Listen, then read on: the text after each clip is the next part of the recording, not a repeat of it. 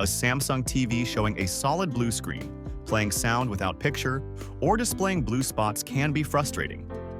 In this video, I will show you every safe troubleshooting step you can try at home to fix it. No tools, no risky panel repairs, just simple methods that actually work.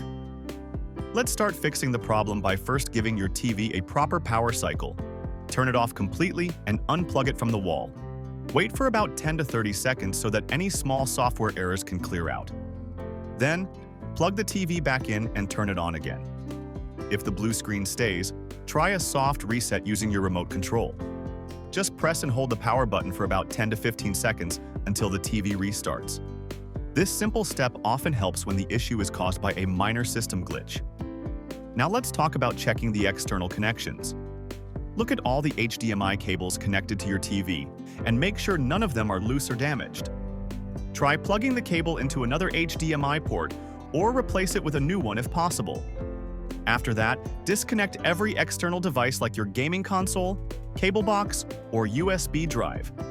Once all devices are removed, turn on your TV and check if the blue screen disappears. If it does, connect each device back one by one to find which one is creating the problem.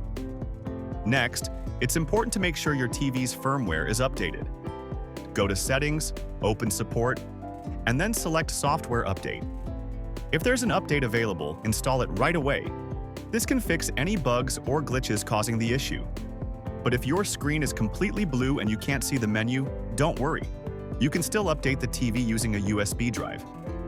Visit Samsung's official website on your computer, download the latest firmware for your TV model, copy it to a USB stick, and insert it into your TV. The update should start automatically and may fix the problem. If the problem continues, it's time to perform a reset on your TV.